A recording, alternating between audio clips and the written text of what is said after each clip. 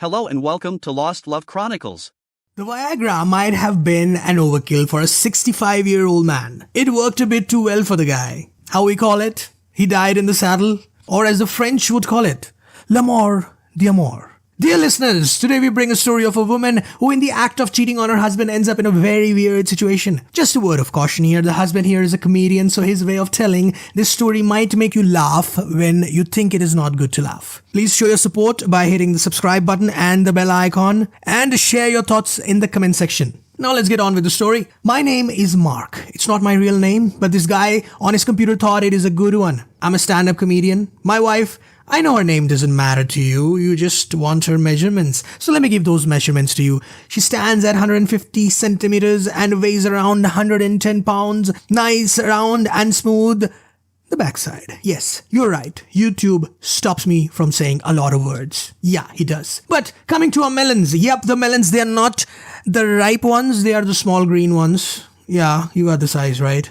Yeah, we all got that. I could not find a better descriptions of them. Now, coming to the story. Lana and I got married around 2018 after dating for about 2 years. She used to come and watch me act, and she used to sit and drink, and I used to perform. Now, one meeting led to another, and so on. We started dating, and after almost like 2 years, we got married. Things were looking fine. I was doing my own gigs. I used to perform on small parties and a few bars. But then came 2019, and that damn virus. The entire world just shut down, and I was not getting any gigs to perform. The money was tight. Luckily, I had saved some money, and we were living off it. We also did not have any kids. Coming to Lana's family. Lana's father is a former professor in a university. Lana's mother, on the other hand, was a homemaker. She's a devil in the skin, I must say. She always finds faults in me, always berates me, and genuinely does not like me. And I don't like her either. But there's one thing about Lana's mother. She is extremely hot. I made my decision to get married to Lana only and only after I saw my future mother-in-law.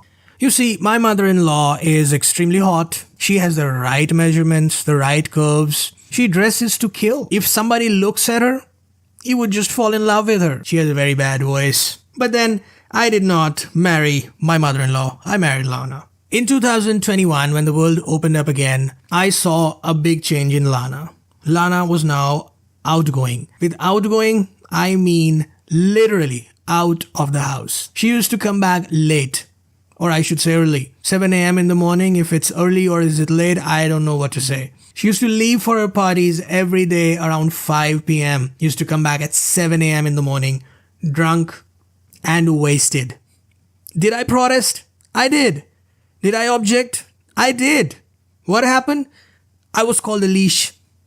You see, she told me that I'm just sucking on her blood, not giving her any space, and just living off our saved money. I run the house.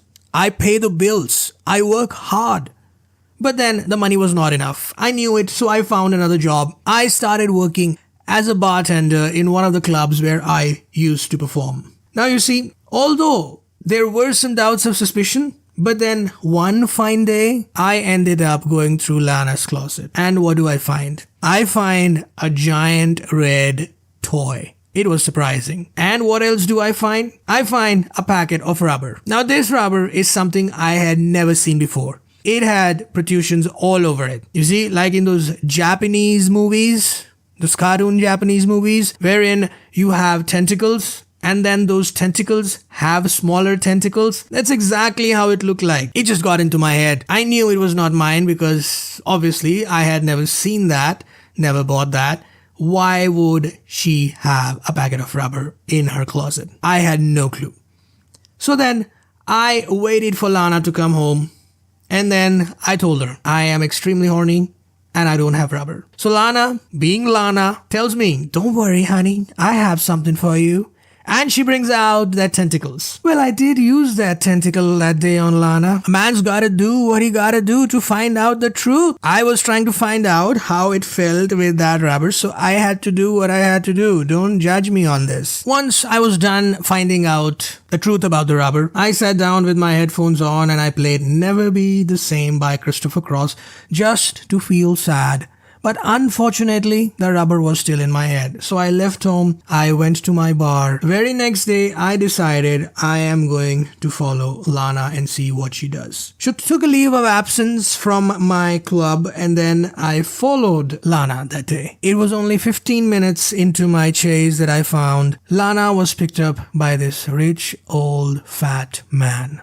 How did this guy look like? You all have seen The Simpsons, right? If Fat Tony made love to the comic book guy, we have this guy. Just, he's real, and he's more than 350 pounds. Huge guy. So I saw them hopping from one nightclub to the other, finally ending up in a hotel. I followed them to the hotel. I waited in the lobby just to see if they come hand in hand. And yes, they did. They both came hand in hand out from their rooms.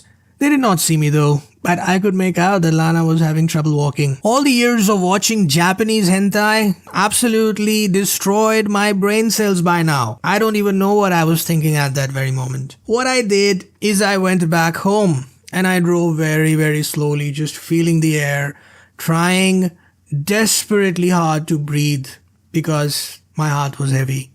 It is just the feeling that your heart just broke and the pieces of your broken heart are in your stomach. Then I reached home and I saw the rich man's car in my driveway.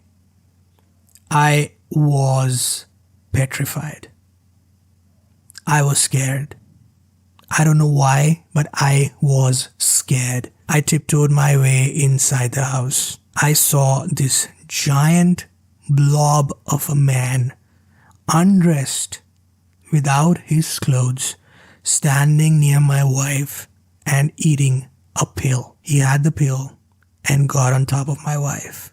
I walked out of the house. I know, just like the other stories that we hear on this channel, I could have made a video or could have got in, hit this man and done something wild, but I did not. This is the canon event, you see. This had to happen. I had to get out of the house. Otherwise, the story doesn't make sense. So I got out of the house, walked away, sat in a park, and let air come into my lungs. The very next day, I decided I'm going to expose Lana. You see, like all the other AI-generated Reddit revenge stories, I planned to expose Lana either on family's vacation, or on a Christmas, or on her birthday. Or maybe the comic launch we did a few videos ago. So I installed cameras all over the house, especially in my bedroom, and connected it with my phone. I could see what is happening in my house in my phone. Did not take that long. The very next day, the guy walks into my house with Lana. What happens next is absolutely wild. You see, what happened is, what I saw is this guy walk in. He puts in 2 pills in his mouth, handcuffs Lana to the bedpost, and then gets on top of her, positions himself right between her legs, and then just collapses on Lana. Yes, he died. When I saw that, I had no clue what to do. I could not decide whether I should call 911 or I should just shut down the phone and sleep over it. But then I decided to call 911. The operator picked up and said, "Hello, this is the emergency department. How can I help you?" I told her my wife is stuck under a guy. She sounded surprised. I explained her that she's stuck under a dead body, but then she was even more surprised. So finally I had to explain to her that my wife was trying to have sex with a guy and he died on top of her and she's stuck. I heard a very elongated silence. I knew that she was laughing. Yeah, I know she was laughing at that very moment. She said, "I'm sending help to your home." I said, "All right, thank you so much." And I hung up the phone and drove to my house. By the time I reached home, I saw 5 ambulances parked in front of my house. There were an N number of cop cars. In all, I saw 100 people standing in front of my house, and I could see this fat man being dragged out of my house on a stretcher. I felt sorry for the guy, but then not really. I went in, and what I saw was again very hilarious. People were trying to cut off the handcuffs of Lana. Just as Lana saw me standing there, she started crying and she just screamed, "It's not how it seems. It's not how it seems." I just held up my hand and said, "Save it." They took Lana to the hospital because she had some injuries on her ribs. The next day, I went to the hospital and met Lana. I told her, "I don't trust you anymore and we should get divorced." She started crying and said, "No, it's not how it is." I showed her the video. I told her, "I have been suspecting you for a long time now. You have been breaking my trust. You brought a man into my bed." She started crying and apologizing, but then I told her, "No, it's not happening. We are not going to stay together anymore." She started crying and sobbing and everything. I just wanted to punch her in the face. I knew it was going to be difficult to get a divorce from this woman. But then a light bulb just went up in my brain and I told Lana, "See, Lana, you and I have a broken relationship. Let us try and build it again from scratch." Now with scratch, I mean you and I both single, unmarried. And for that, let us get divorced and then let us start dating each other again. Lana agreed.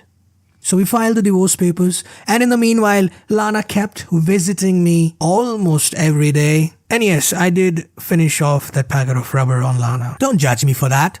A man's gotta do what he's gotta do. A man has needs, and she was a willing partner. Yes, she was. And I was too. Our divorce got finalized in a few months. I did not have to pay any alimony. There was no settlement because everything was already finalized before we put in those papers. So I ended up losing nothing. Now, coming back to what happened next. I ghosted her. I left town and I disappeared off the radar. I now live in a different country under a different name. Although my passport says my original name, but I have not told any of my friends where I am because I fear that Lana might come looking after me. I have built up a new career here. I now work at a local bar as a manager. I take care of the entire operations of the bar. I'm happy with my life. I do have a few women who come and often visit me. Life is good. I know this is not a lifestyle that I wanted for myself, but then maybe few years down the line, I will end up on the right track and I eventually might find love and get married again. Until next time, have a nice day and do share your thoughts in the comment section. Bye-bye. Dear listener, if you have reached this far, please click on the subscribe button. It will be a great help.